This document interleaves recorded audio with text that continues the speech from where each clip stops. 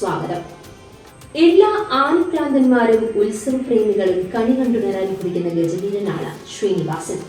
ജന്മം കൊണ്ട് ബിഹാറിയെങ്കിലും മലയാളത്തിന്റെ ആനച്ചന്തമാണ് നാണുമെഴുത്തച്ഛൻ ശ്രീനിവാസൻ. തൃശൂരിലെ നാണുമെഴുത്തച്ഛൻ ഗ്രൂപ്പിന്റെ മാത്രമല്ല, ഉത്സവപ്രേമികളുടെ ആദ്യ സ്വകാര്യ അഹങ്കാരമായി ശ്രീനിവാസനെ മാറ്റുന്നത് തികഞ്ഞ ആനച്ചന്തമാണ്.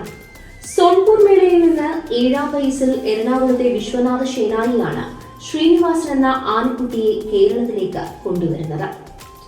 1985-86 കാലത്താണ് നാണുമെഴുത്തച്ഛൻ ഗ്രൂപ്പ് സ്വന്തമാക്കുന്നത്.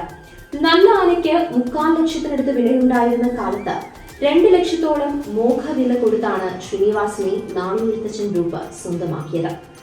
ഇന്നുള്ള പുതുപ്പള്ളി കേശവനും ഗുരുവായൂർ നന്ദനും മുന്നേ കേരളത്തിലെ ഏറ്റവും അധികം ശരീരവലിപ്പവും ശരീരഭാരവുമുള്ള ആന ആരെന്ന് ചോദിച്ചാൽ എല്ലാവർക്കും ഒരു ഉത്തരം മാത്രം: ശ്രീനിവാസൻ. 6 ടണ്ണോടടുപ്പിച്ച ഭാരമുണ്ടെന്ന് പറയുന്നു. ശരീരവലിപ്പത്തിനൊത്ത തലവലിപ്പവും നല്ല തലയെടുപ്പും നിമിത്തം ഇവൻ പണ്ട് വടക്കുന്നാഥന്റെ ഗോപുരം കിടക്കാൻ നന്ദി പണിപെട്ടിട്ടുണ്ടത്രേ.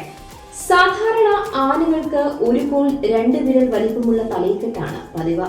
എന്നാൽ ശ്രീനിവാസനും ഗുരുവായൂർ പഴയ പത്മനാഭനും ഒരു കോൽ 4 വിരൽ വീതി വേണം തലയ്ക്കെട്ടിന്.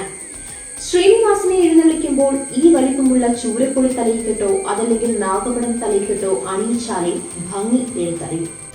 305 സെന്റിമീറ്ററാണ് ഉയരം.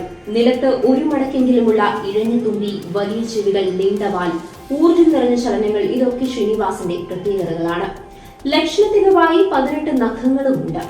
ഗുരുവായൂർ പത്മനാഭനൊപ്പമാണ് എഴുന്നള്ളിക്കുന്നതെങ്കിലേ ശ്രീനിവാസന് കൂട്ടാനയാകേണ്ടി വരാറുള്ളൂ. 1964 മുതൽ തൃശൂർ പൂരത്തിന് പാറമേക്കാവിന് വേണ്ടി തിടംപേറ്റിയിട്ടുണ്ട്.